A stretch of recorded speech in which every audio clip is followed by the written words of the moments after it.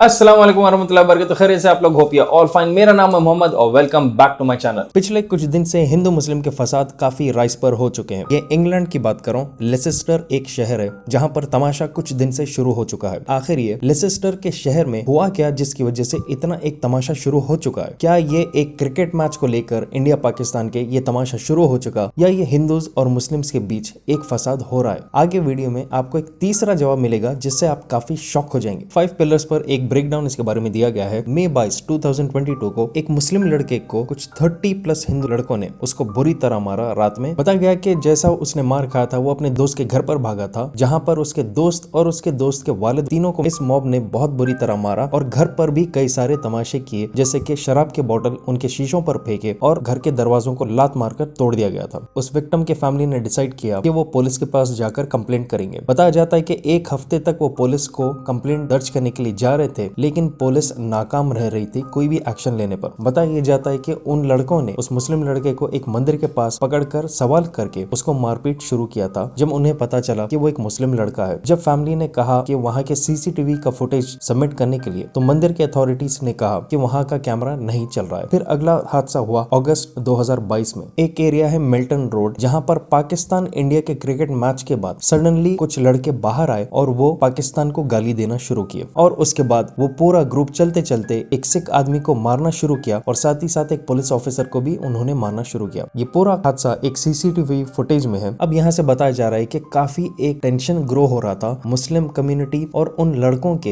Hindu community के बीच में। फिर सितंबर 2022 में इंडिया पाकिस्तान का एक और क्रिकेट मैच हुआ था और उस रात 20 साल के मुस्लिम लड़के को पकड़कर मारपीट शुरू किया। बताया जा रहा है कि मई 22 में जो हादसा हुआ था उसी इलाके में ये भी हादसा हुआ, मतलब कि वो सेम ग्रुप लड़कों का है जो तमाशे क्रिएट कर रहे थे, और दोनों का भी तरीका एक ही था मारपीट करने का। लड़के को पकड़ा गया, उनको पूछा गया कि वो मुस्लिम है क्या, और जब उसने जवाब दिया कि हाँ वो मुस्लिम है, उसके ऊपर इन लोगों ने मारपीट शुरू की अलग अलग हथियारों से। और ये भी बताया गया कि उस रात को वही शराब के नशे में वो मॉब उनके कुछ लड़के गाड़ी लेकर गए एक मस्जिद के पास और उस मस्जिद के दीवार पर पेशाब भी करना शुरू किए, और इस चीज को भी पुलिस में रिपोर्ट किया गया था। अब यहाँ पर देखा जा सकता है कि मुस्लिम कम्युनिटी के लोग काफी गुस्से में आना शुरू हुए थे क्योंकि पुलिस कोई एक्शन नहीं ले रही थी। इस प्रॉब्लम की वजह से लेसेस्टर के मुस्लिम कम्युनिटी वो सब बाहर आने लगे और प्रोटेस्ट करने लगे कि तमाशा हो क्यों रहा है इतना और क्यों पुलिस कोई एक्शन नहीं ले रही है। और उसी दौरान व्हाट्सएप पर कई सारे वायरल क्लिप्स होने लगे जहां पर मुस्लिम लड़के भी क्लिप्स में हिंदूज के जो फ्लैग्स है उनको तोड़ा गया, और ये क्लिप्स वायरल होने के बाद हिंदू कम्युनिटी के भी लोग रोड पर आने लगे, और यहाँ पर पुलिस कोई एक्शन नहीं लेने पर हिंदू कम्युनिटी और मुस्लिम कम्युनिटी के सारे लोग एक दूसरे के सामने लड़ने के हालत में अब आ चुके हैं और काफी एक गर्मा गर्मी का वहां पर माहौल हो चुका है। सनी हंडाल ये एक जर्नलिस्ट है इंग्लैंड का, और इसने ट्वीट में कहा कि जो हिंदू नेशनलिज्म इंडिया में इतना उभर रहा है, हिंदुत्व जो आइडियोलॉजी है, जो इसने कहा कि बीजेपी गवर्नमेंट की तरफ से बैकिंग जिस चीज को मिल रही है, इसकी वजह से मुस्लिम्स, क्रिश्चियंस और सिख लोगों के ऊपर काफी हादसे हो रहे हैं, ऐसा सनी हंडाल ने ट्वीट किया। लेकिन रिसेंटली हिंदू और मुस्लिम कम्युनिटी के रिलीजियस लीडर्स एक साथ आए और उन्होंने स्टेटमेंट दिया कि इस किस्म के हादसों को वो बर्दाश्त नहीं करते हैं, और ये जो दोस्ती है कम्युनिटी के बीच में, ब्रदरहुड जो बनी हुई है, उस चीज को ये बाहर के लोगों की वजह से टूटने नहीं देंगे। देखा जा सकता है कि फॉरेन कंट्रीज में पुलिस काफी स्ट्रिक्ट होती है और क्विक एक्शन लेती है, और यहाँ पर लोग यही सवाल उठा रहे हैं कि क्यों इस बार लेसेस्टर की पुलिस थोड़ा स्लो काम कर रही है, क्योंकि एक फॉरेन लैंड पे कई सारे लोग अलग अलग देश से पढ़ने आते हैं, जॉब्स करने आते हैं, और एजुकेशन के लिए कई सारे स्टूडेंट्स इंडिया के जाते हैं। आज के दौर में बहुत सारे स्टूडेंट्स की ख्वाहिश है अच्छा एजुकेशन हासिल करना फॉरेन कंट्रीज में, और इस काम को आसानी से आगे बढ़ाने के लिए चेकआउट कीजिए हैच ओवरसीज सर्विसेज। ये एक ऑथराइज इमिग्रेशन कंसल्टेंट्स है जो स्टूडेंट्स को गाइडेंस और high quality overseas education services provide करते हैं। हैच आपको स्कॉलरशिप्स दिलाते हैं यूएसए यूनिवर्सिटी से अप टू मिनिमम 50%, और वीजा इंटरव्यू फेस करने के लिए आपको पर्सनालिटी डेवलपमेंट और कम्युनिकेशन में इम्प्रोवाइज करवाते हैं। रिफ्यूज्ड और रिजेक्टेड केस कन्वर्जन का भी 100% अश्योरेंस है इनकी तरफ से। ये देते हैं आपको प्रॉपर कैरियर गाइडेंस ताकि आपको राइट कोर्स मिले एक रेप्यूटेड यूनिवर्सिटी से, ताकि आपको 100% वीजा सक्सेस मिले। फॉरेन कंट्री में जाने के बाद ये आपको अकोमोडेशन सर्विस और गारंटीड जॉब असिस्टेंस देंगे। यूएसए और यूके के स्टूडेंट्स के लिए क्रेडिट कार्ड, सिम कार्ड और बैंक अकाउंट भी ओपन करवाएंगे। हैच के स्टूडेंट रिव्यूज और सक्सेस स्टोरीज भी इनके वेबसाइट पर दिया गया है, और कुछ स्टूडेंट्स को इन्होंने 100% ट्यूशन फीस भी वेव करवाया है। अगर 15 साल के एजुकेशन में आपके बैकलॉग्स और गैप्स भी है तो नाराज ना हो, कुछ यूनिवर्सिटीज इसको भी एक्सेप्ट करते हैं। हैच ओवरसीज सर्विसेज को लीड कर रहे हैं मोहम्मद इमरान, जिनका 12 साल का एक्सपीरियंस टीचिंग और कैरियर गाइडेंस का स्टूडेंट्स के लिए है जो हायर स्टडीज, जॉब्स और स्टार्टअप्स में जाना चाहते हैं, और इनका एम है सारे स्टूडेंट्स को हेल्प करना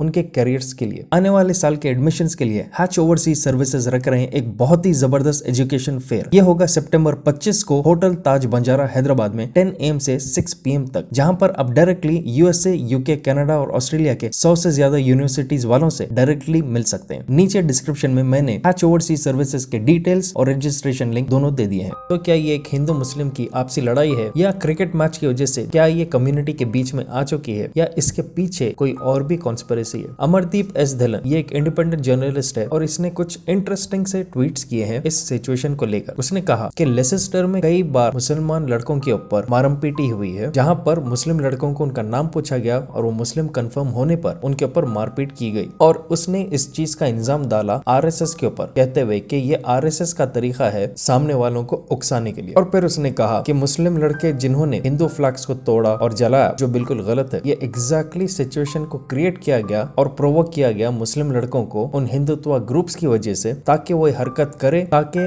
वहां के जो हिंदू मुस्लिम के बीच में बॉन्ड है लेसेस्टर के शहर में, वो टूट जाए। और फिर उसने ट्वीट में ये भी कहा कि पुलिस आगे इन दोनों कम्युनिटीज को अरेस्ट करेंगे कि यहाँ पर हो सकता है कि मुस्लिम्स के ऊपर ज्यादा दबाव होगा। और इस चीज को कहते हुए उसने कहा कि RSS का इन्फ्लुएंस काफी ज्यादा गहरा हो रहा है ब्रिटिश पार्लियामेंट में, MPs के थ्रू और कम्युनिटी ऑर्गेनाइजेशंस के थ्रू। और इसी चीज पे सपोर्ट करते हुए सन्नी हंडल ने भी ट्वीट किया ये कहते हुए कि कई सारे ब्रिटिश हिंदू ग्रुप्स ब्रिटेन में वो वहां के ब्रिटिश MPs को सपोर्ट कर रहे हैं। यहाँ पर आपको एक डिफरेंस मैं बता दूं, हिंदू और हिंदुत्व के बीच में बहुत फर्क होता है, क्योंकि इस तमाशे को देखते हुए लेसेस्टर के कई सारे हिंदू लोग वो खुद भी परेशान है कि ये ग्रुप्स आए कहां से और क्यों ये तमाशा कर रहे हैं, ऐसे किस्म के मार्चेस निकाल रहे हैं। यहाँ पर एक अंदाजा ये लगा सकते हैं अमरदीप के ट्वीट से कि ये एक साजिश है वहां पर हिंदू मुस्लिम के बीच में प्रॉब्लम क्रिएट करने के लिए, और इससे शायद ये भी हो सकता है कि आने वाले अगले इलेक्शन में ये एक जहर ऐसा फैलाए कि इनके स्पेसिफिक पॉलिटिशियंस को टॉप के पोजीशंस मिले, पॉलिटिकल पावर्स मिले, ऐसे किस्म के जहर को फैलाकर। अगर आपके पास कोई भी कंट्रोवर्शियल टॉपिक्स या वीडियो क्लिप्स है तो आप मुझे इस WhatsApp नंबर पर भेज सकते हैं। आप अपने हिसाब से इसके बारे में नीचे कमेंट कीजिए, और अगर आप नए मेरे चैनल पे please make sure to subscribe और शेयर कीजिए इस वीडियो को जितना हो सके। जब तक इंशाल्लाह I will be back soon again. Take care and अल्लाह हाफिज।